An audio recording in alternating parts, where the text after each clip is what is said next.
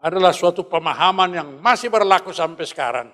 Kalau seorang meninggal, sudah dianggap itu akhir dari segala sesuatu. Sebab apa? Sebab maut itu dianggap kata terakhir dalam hidup kita.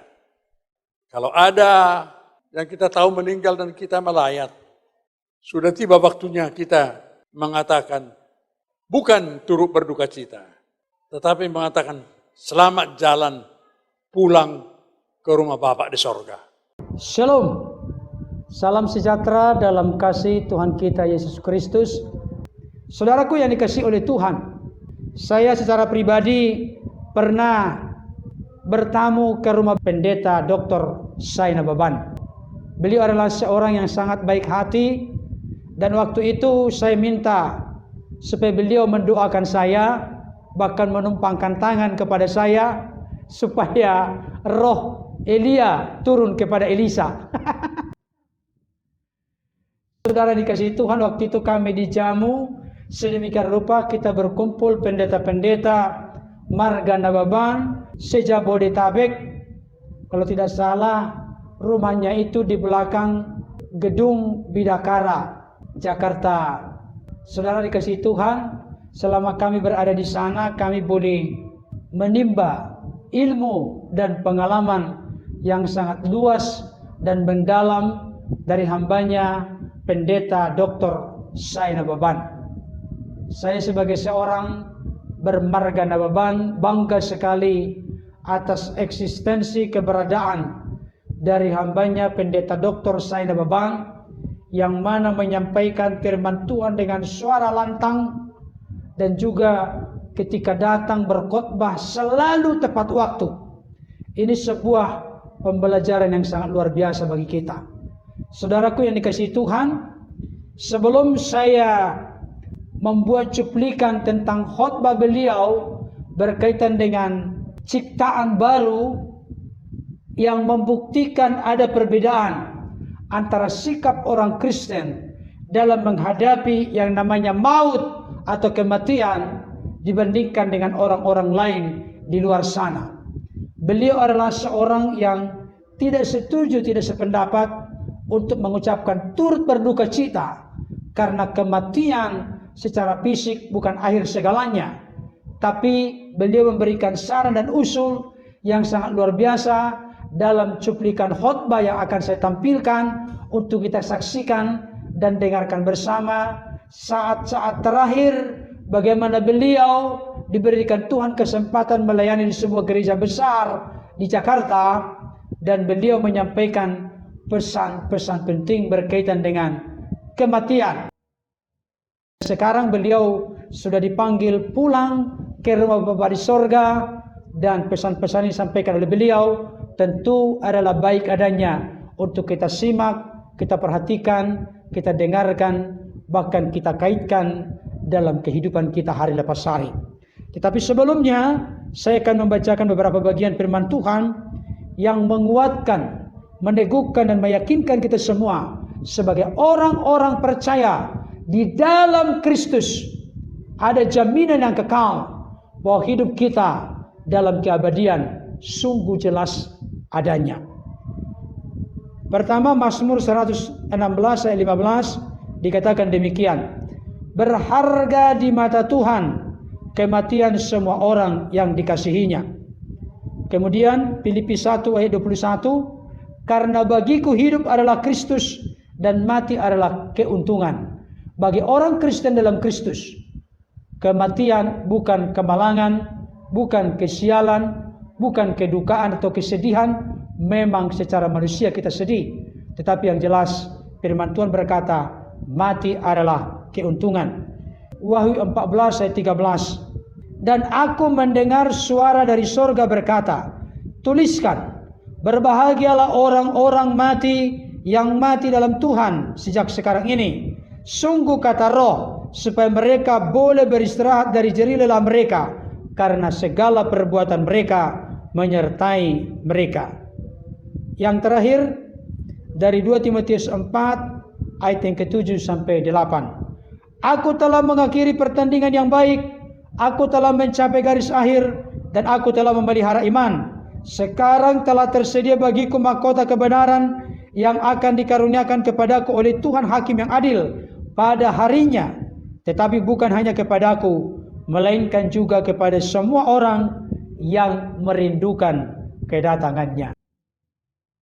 Saya Pendeta Berton Nababan bersama istri, keluarga, jemaat, dan seluruh sahabat mengucapkan selamat jalan kepada hambanya terkasih opung kami, Pendeta Dr. Sai Nababan LID. Kiranya keluarga yang ditinggal diberikan sukacita, kekuatan, dan penghiburan oleh Roh Kudus. Ini dia pesan-pesan beliau berkaitan dengan maut atau kematian bagi seseorang yang ada dalam Kristus. Kiranya dapat menjadi perenungan dan menjadi berkat bagi kita semua. Selamat menyaksikan dan mendengarkan. Adalah suatu pemahaman yang masih berlaku sampai sekarang. Kalau seorang meninggal, sudah dianggap itu akhir dari segala sesuatu. Sebab apa? Sebab maut itu dianggap kata terakhir dalam hidup kita. Itu sebabnya kalau orang melayat, orang mengucapkan turut berduka cita. Orang mengirim papan bunga, turut berduka cita. Dan kalau masih ada sisa-sisa dari agama lain, orang masih berspekulasi bahwa roh yang mati itu menjadi hantu atau berkeliaran menjadi roh yang disembah keturunan yang meninggal. Tetapi bagi orang yang berada di dalam Kristus, Rasul Paulus mengatakan dalam Rom 14 ayat 7-8, sebab tidak ada seorang pun di antara kita yang hidup untuk dirinya sendiri.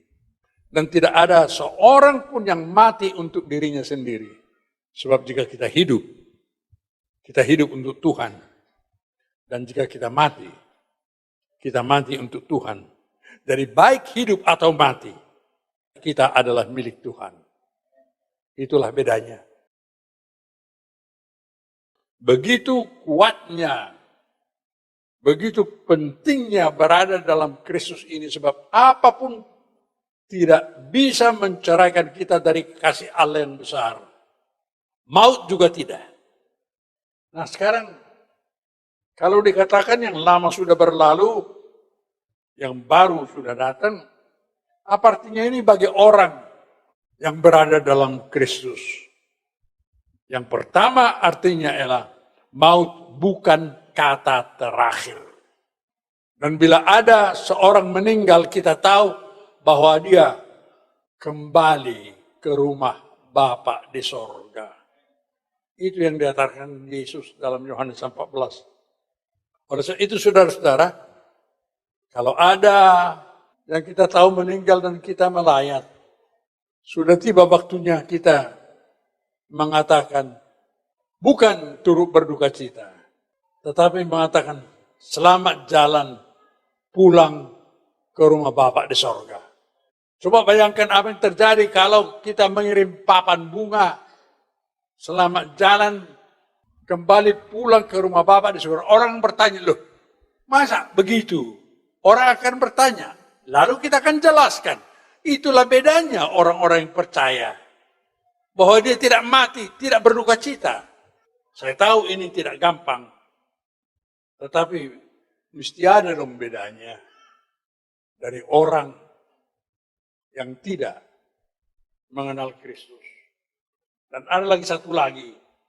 Soal kecil tetapi barangkali penting juga. Biasanya kalau orang meninggal, semua pakaian hitam. Bukan hanya keluarga itu, tapi tamu-tamu juga, pendeta juga semua hitam.